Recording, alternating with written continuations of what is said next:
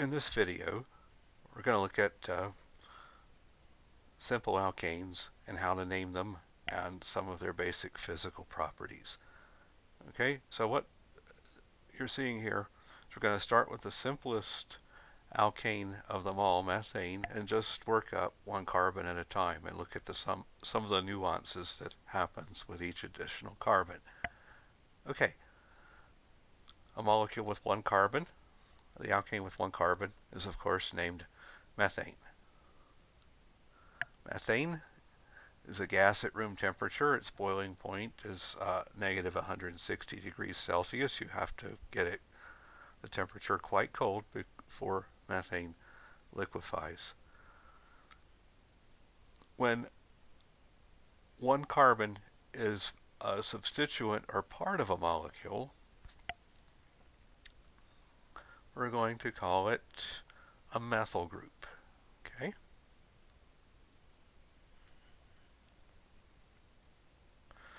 Sorry about that.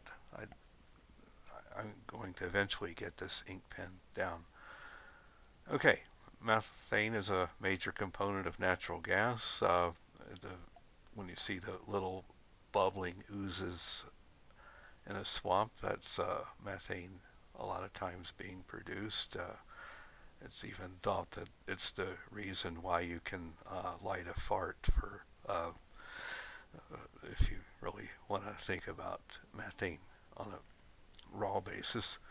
Okay, two carbons. It's ethane, C2H6. Notice that our boiling point is a little bit higher here at minus 89 degrees C, and this is a trend that we're going to see, that as the molecule gets larger, the boiling point increases. When a two-carbon piece is part of a molecule,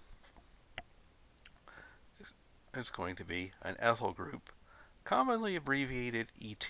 And the methyl group, by the way, I forgot to say it is abbreviated ME. Ethane is a minor component, I think something like less than 10% of natural gas.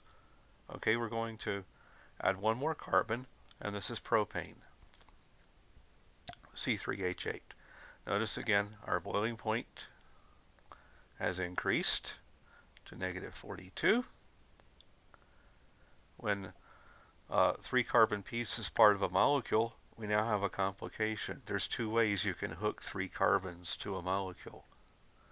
One is at the end, replacing one of the hydrogens at the end of the chain with just something else.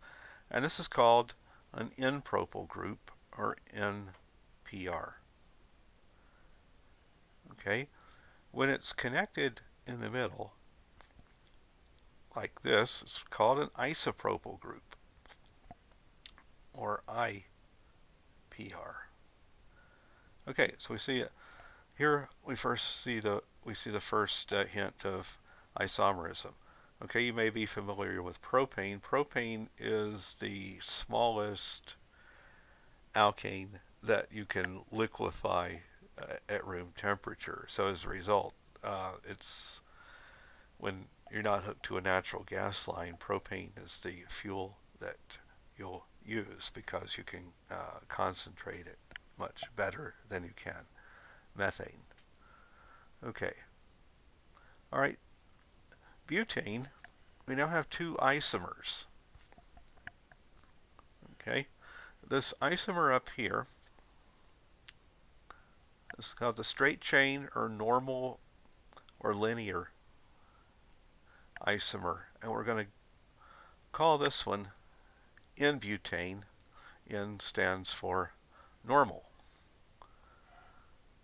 C4H10 can be drawn another way, and this is a constitutional isomer right here. This is called isobutane. Okay, we refer to isobutane as a branched molecule. If you draw it in a line structure, bond line diagram, you sort of see that right away. Okay, so here's our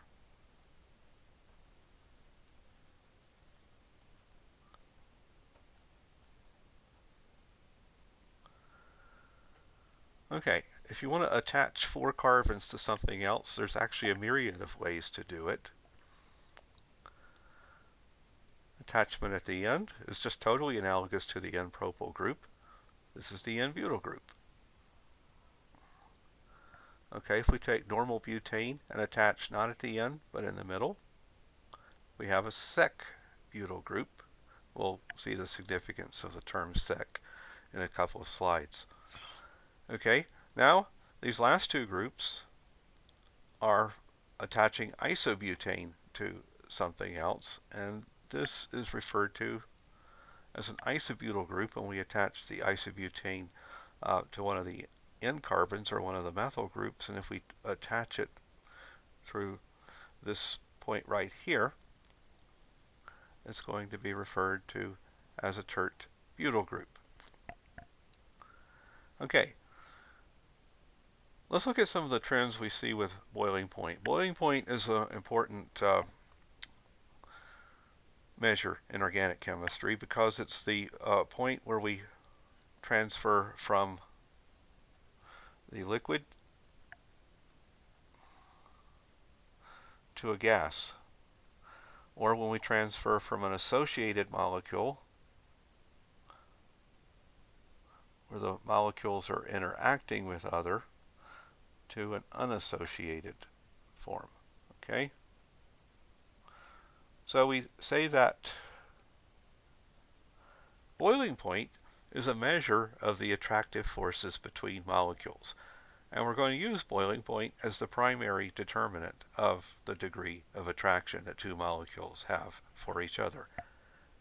Alkanes are attracted to other alkanes only by van der Waals interactions, also known as London dispersion forces or temporary dipoles. As the electrons move around, they create little local sites of partial positive and partial negative charge, and these can have a weak attraction to each other. This is a relatively weak type of attraction. When we talk about alcohols and alkyl halides in chapter 4, we'll see a much stronger types of attractive intermolecular forces. Okay? Attractive also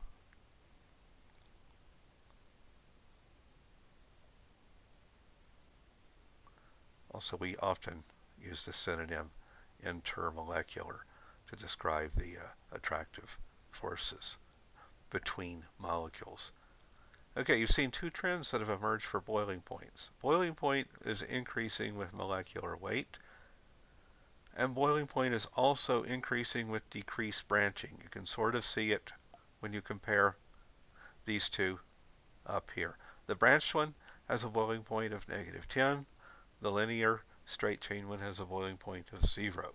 And the reason here is because as it becomes branching, it attains more of a ball or spherical shape, and it's decreasing its surface area, so there's less opportunity for those van der Waals attractions. Okay, of the 2 trends, this one here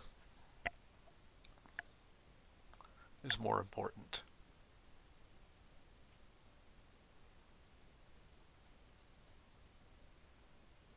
Okay.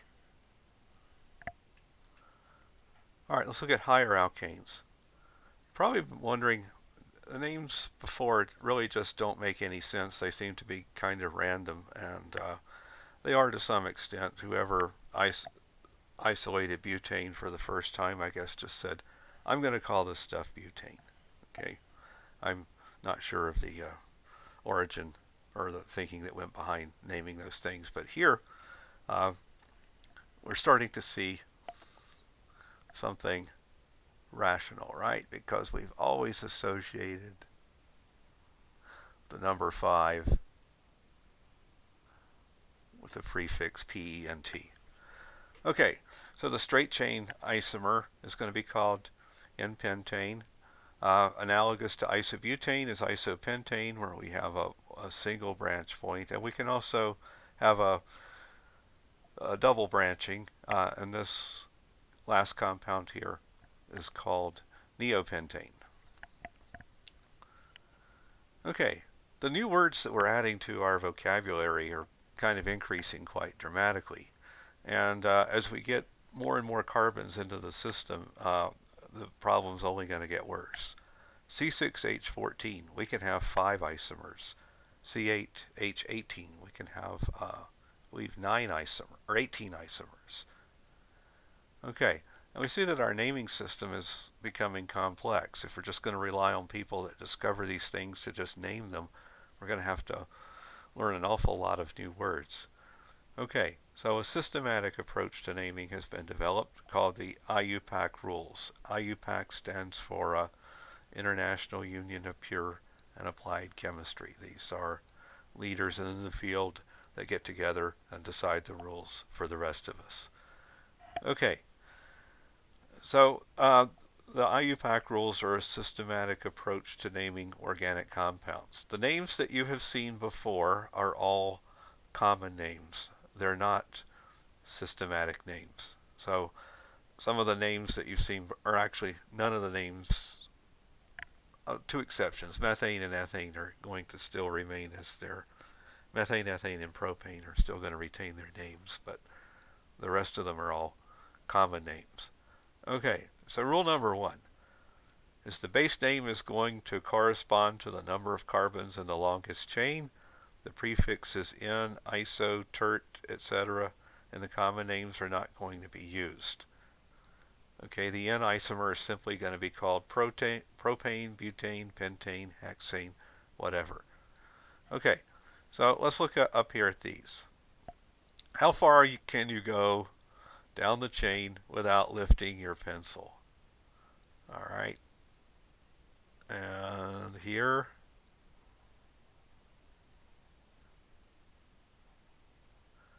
we have 5 carbons in our longest chain. Here, we have 4 carbons in our longest chain. We can't include this one because we've got to lift our pencil to go back and get it. And here there are 3 carbons in our longest chain. Okay, so pentane is going to remain pentane, but isopentane is going to be named as some derivative of butane, and neopentane is going to be named as some derivative of propane. Okay, rule number 2, the base names. We're going to use methane, ethane, propane, and butane if the longest chain has 1, 2, 3, or 4 carbons respectively. But if there are 5 or more carbons, we're going to use the Greek prefix for the number of carbons, followed by ane. Okay? Numbering, we're going to number the carbons from one end of the chain to the next, and this is only for the longest chain that we've identified. We're going to use a numbering system where the first branch point gets the lower number. Okay?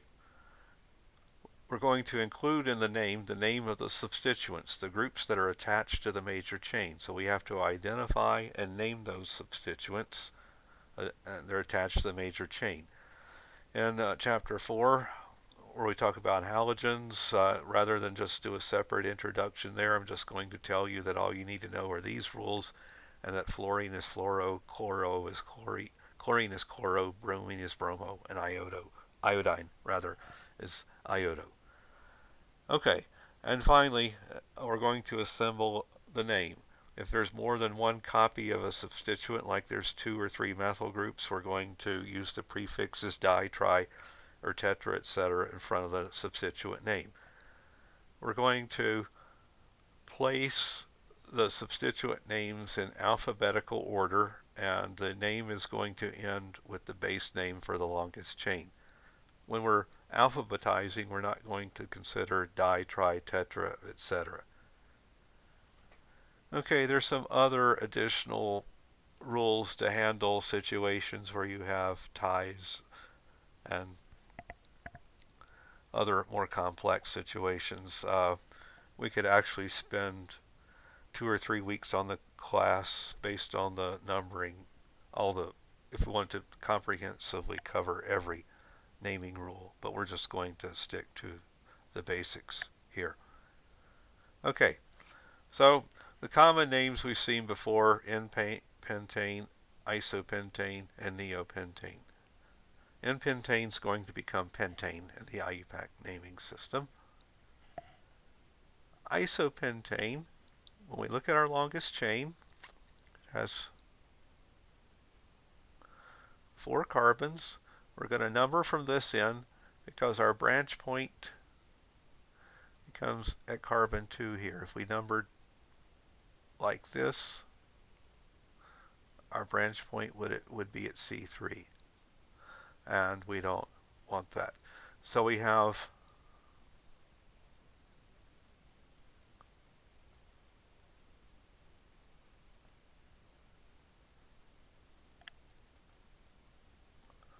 a methyl at the 2 position in isopentane. And neopentane, it doesn't matter which way we number it, it's totally symmetrical. We have 2 methyls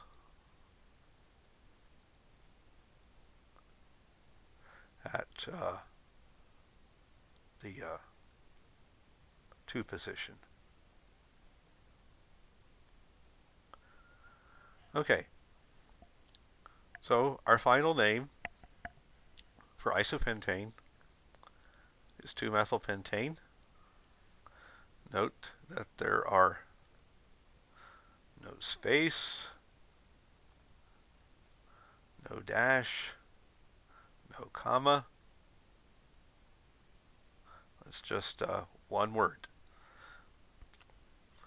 Okay, we have 2 methyls at the 2 position of our longest chain in neopentane. Our longest chain only has 3 carbons, thus it's going to be named as a derivative of propane, and it's 2,2-dimethyl-propane.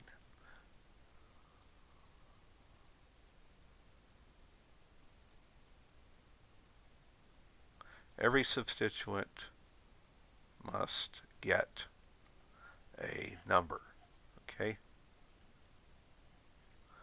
Even though they're both at the 2 position, we don't just say 2-dimethylpropane, we say 2,2-dimethylpropane. And that'll be illustrated in this next one. Okay, we're going to name this compound. All right, so we're going to have to find the longest chain. And the longest chain is not straight across the page in this one. The longest chain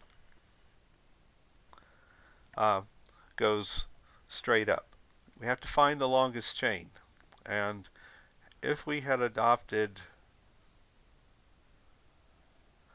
this as our longest chain, it would only have 9 carbons. So that can't be our longest chain. Okay, so we have to continue going upward like that. All right, so we can name from the left end. We'll call that the blue numbering system. We can number, the left end we can number from the right end as well. That puts number 1 where number 10 is, and the numbering just inverts relative to the other system. Okay, if we look at our first branch point,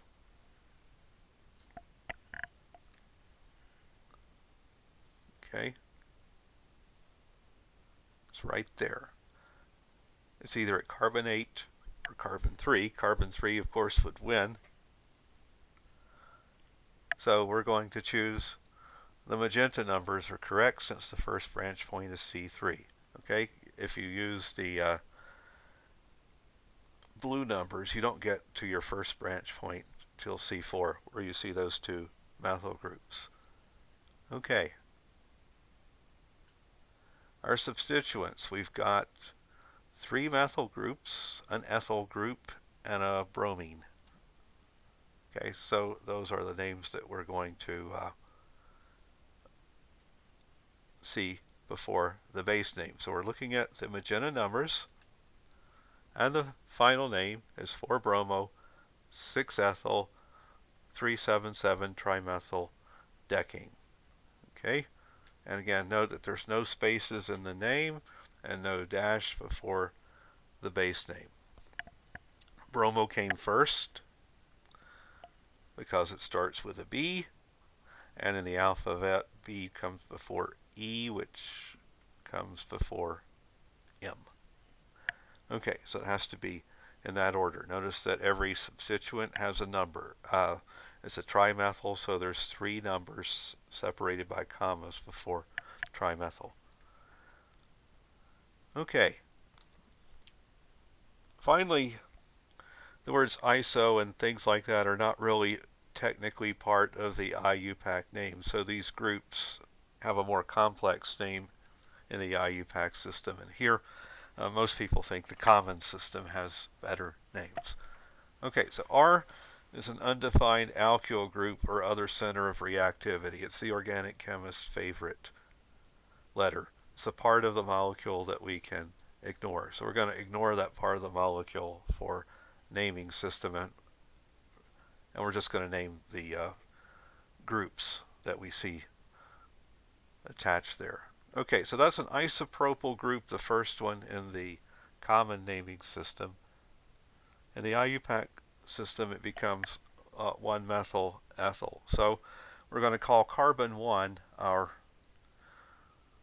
carbon that's attached to the system, and we want to go as far as we can inward from carbon 1. Okay, so there's a methyl group at carbon 1, so this is a 1-methyl ethyl group. Okay, the isobutyl group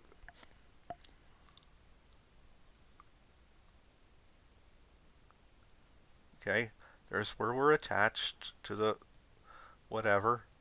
This is carbon 2 and carbon 3. We see that at the 2 position, there's a methyl group. So an isobutyl group in the IUPAC system is going to be a 2-methyl propyl group in the IUPAC system. So isopropyl common, 2-methyl propyl IUPAC. Okay, sec-butyl, again, is going to be a 1-methyl propyl group. So sec-butyl is the common name, and the IUPAC name is 1-methyl propyl. All right, tert-butyl. In the common system is that, but in the IUPAC system it's a 1,1-dimethyl ethyl group. Okay, and let me say one other thing. This is a propyl group in the IUPAC system. Okay, and it's an N-propyl in the common naming system.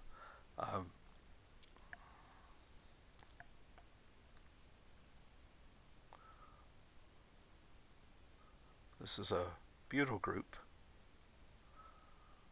in the IUPAC system, or an N-butyl in the common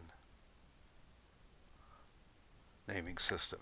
Okay, on exam questions, I try to minimize the usage of these groups, but oftentimes I do expect the people to know the difference between isobutyl, N-butyl, and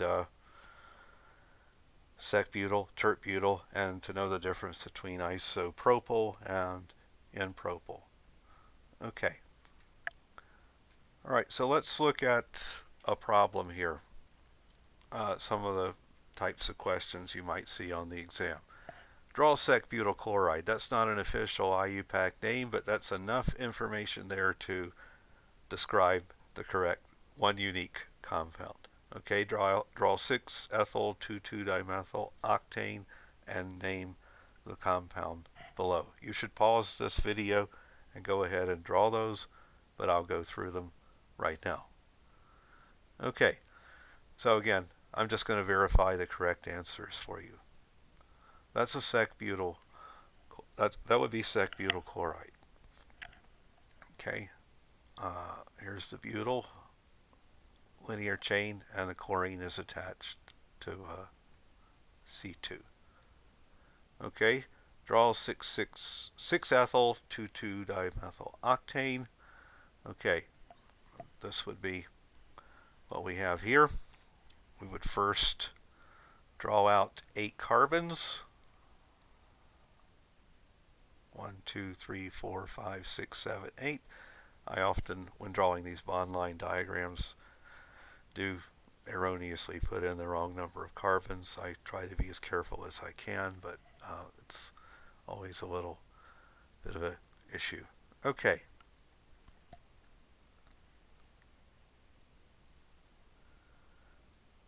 All right, so we number from here.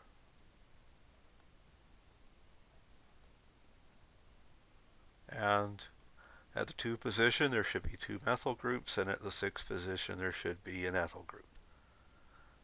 Okay, this one we have to find the longest chain. And again, the longest chain is found that way. You have to go up for it. It's not straight across the page. Okay, you would end up with a chain that's 1 carbon shorter if you just didn't consider that little loop that I did at the end. Okay, so this is going to be named as a derivative of octane. It has 8 carbons. We're going to number from the left end because we see the first branch at C2 that way. If you number from the right end, you don't see the first branch until C3. Okay, so we'll call this one 4-ethyl 2,5,6-trimethyl octane. Okay. All right. Let's look at another type of alkane, and this is a cycloalkane. Okay. So imagine if we had propane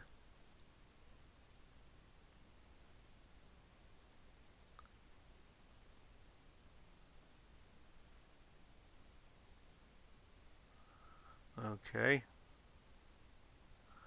so we're just going to get rid of the last hydrogen and have the molecule form a bond with itself. And this is a cyclic or a ring structure, and we call these compounds cycloalkanes. Okay, so a 3-membered ring in a bond line diagram is just a triangle, C3H6. A square is cyclobutane. A pentagon is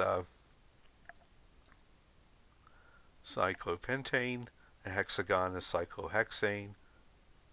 Cycloheptane is C7H14, a heptagon, and an octagon is cyclooctane, C8H16. Okay, notice that all of these have the general formula CnH2n. Okay, they have 2 less hydrogens than a straight chain alkane, which has CnH2n plus 2. Notice also that as we add each ring, we lose 2 hydrogens. So this compound down at the bottom has 2 rings. Okay, a ring there and a ring there, and it only has 14 hydrogens in it instead of 16 like cyclooctane, which is 1 ring with 8 carbons. Okay, amongst these, students consider this one to be difficult to draw. These 2 are obvious, simple geometric shapes. Most people, if you flirted with satanic worship or something like that, I guess you'd be familiar with the Pentagon. Actually, there's a building across the river from Washington, D.C., of course, called the Pentagon. Let's see.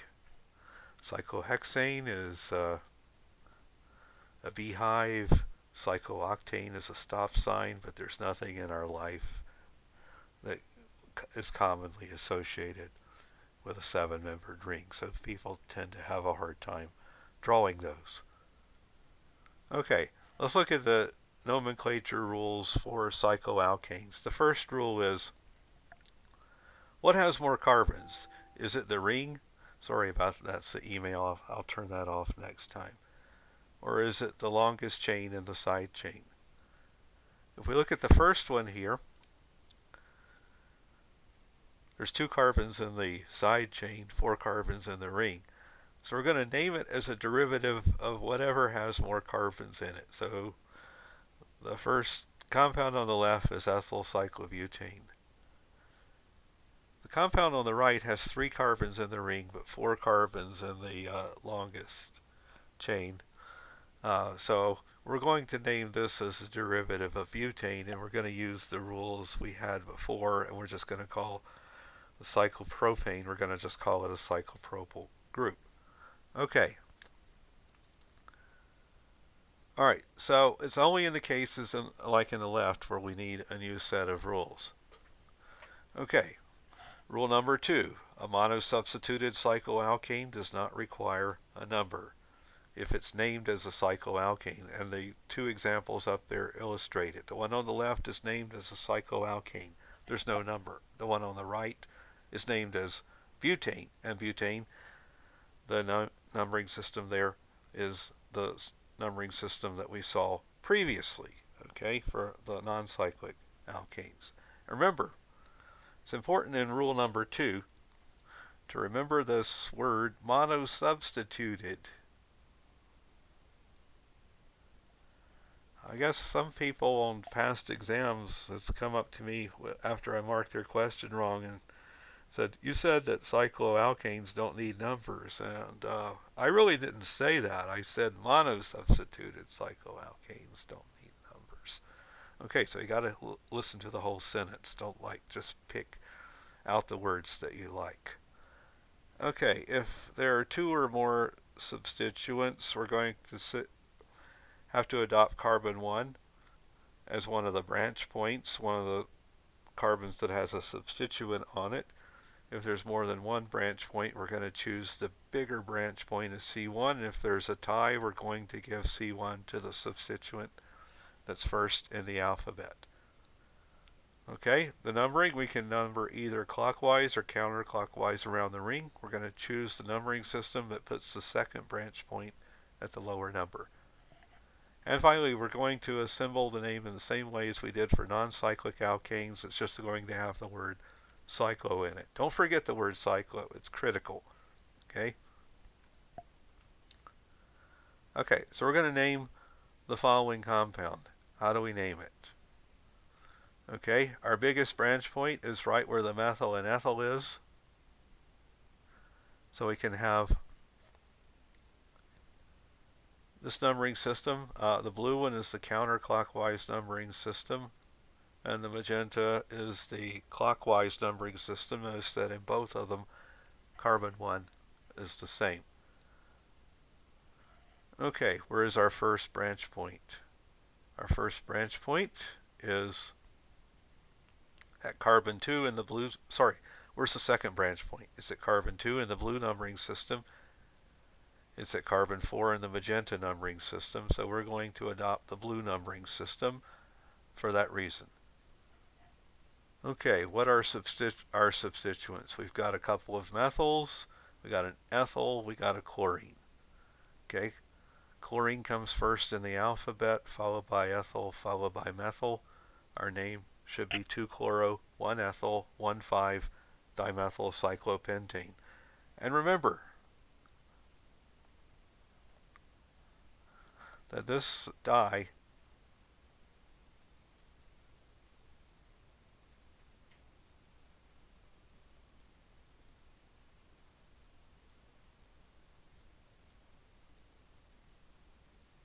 does not count for alphabetizing, so it's still M for methyl.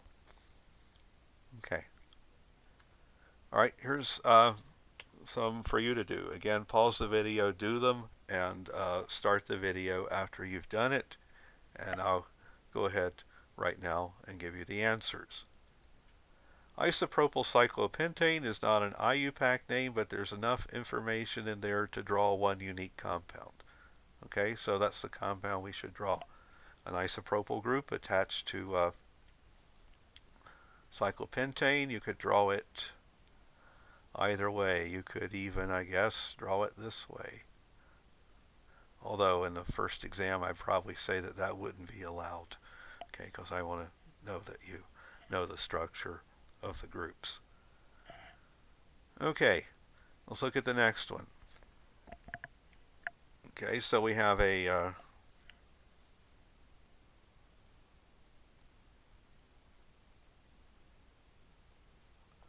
10-membered ring.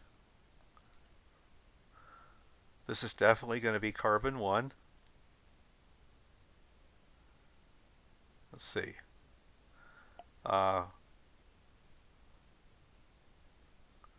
We get to fluorine at carbon 5 this way. We get it here this way, so we're not going to use these numbers.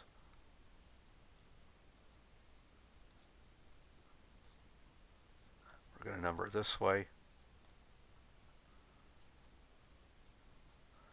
Okay, so our compound should be 3,7-difluoro-1,1-dimethyl cycloalkane. It's a 10-membered ring. Okay, in the next one, it's very clear that the side chain is much larger than the ring, so it's going to be named as a derivative of the side chain. Our longest continual chain has 1, 2, 3, 4, 5, 6, 7. 7 carbons in it, so we're going to name it as a derivative of heptane, not cycloheptane, heptane. Okay. When we're doing it at C1, we have a cyclopropyl group.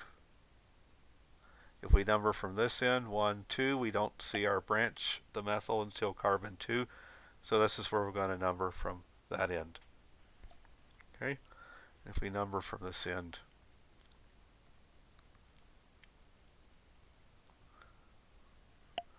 our methyl is at C6, and this becomes 1 cyclopropyl, 6 methyl heptane. Cyclo does count in the alphabetizing. It's an important part of the name.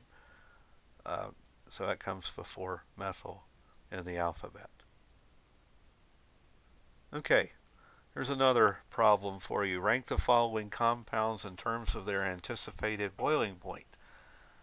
Place number 1 underneath the highest boiling point and number 5 underneath the lowest boiling point. Place number 2 through 4 where appropriate. A very common type of exam question. Let's go through this one. And again, you want to pause the video, rank them, and then start the video to verify that you got the correct answers. Okay, how do we do this? Well, the primary consideration is the number of carbons in the compound. Okay? So some of them have 10, one of them has 11, one of them has 8 carbons. Alright, so this has our most carbons. This is definitely going to be number 1. And this is going to definitely be number 5. Okay. Alright, so the trick becomes ranking the ones that have 10 carbons. And we now go to our second consideration, degree of branching. Okay. So if we look at the ones that have 10 carbons, we see that the one on the far left is linear. The one on the very far right is extremely branched, and the one to its left is what I call moderately branched. Okay, so if we look at the final ranking, those are number 1 and number 5, and the others are decided by their degree of branching. So it's 2, 1, 5, 3, 4 is how these would rank. And again, the primary consideration is the number of carbons. The secondary consideration is the degree of branching. Okay, let's look at one more nomenclature point, and that's the degree of substitution at sp3 carbon. We classify a carbon as primary if it's attached to one other carbon, secondary if it's attached to 2 other carbons, tertiary if it's attached to 3 other carbons, and quaternary if it's attached to 4 other carbons. We're not going to count the halogens, oxygen, or nitrogen when assessing this classification. It's not totally clear what a carbon that's attached to no other carbons is classified as. I'll just call it a methyl group. Okay, alright, so if we look at this one, we can see a variety of substitution types here. Every carbon is bonded to at least one other carbon. Okay, so right here at the end of the chain, we have a primary carbon, and generally all the ones that are at the ends of a chain are going to be primary carbons. Okay, if we look for the secondary carbons, they're obviously the CH2 groups in a chain, but here's another carbon that's a secondary carbon. These have two hydrogens, but this only has one. But remember, we don't count the oxygen when assessing whether it's primary, secondary, or tertiary. Okay, we have our only tertiary carbon is here. This carbon here is attached to three other carbons, two methyl groups, and a secondary carbon. The chlorine, remember, doesn't count when assessing whether it's primary, secondary, or tertiary. We have a single quaternary carbon right here, and this carbon is attached to 1, 2, 3, 4 other carbons. Okay, so here's a problem for you to do. Classify each carbon atom as primary, secondary, or tertiary, or quaternary in this compound. And one of them actually isn't going to be classified this way. Okay, and you should go ahead and do this.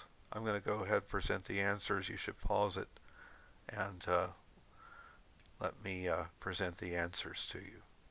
Or pause it and then don't restart it until after you've done it. Primary. Primary also. It's not secondary because nitrogen doesn't count. This one's the one that we can't really classify. It's not attached to any carbons. We'll call it methyl. Some people would call it primary, but technically primary has to have another carbon attached to it.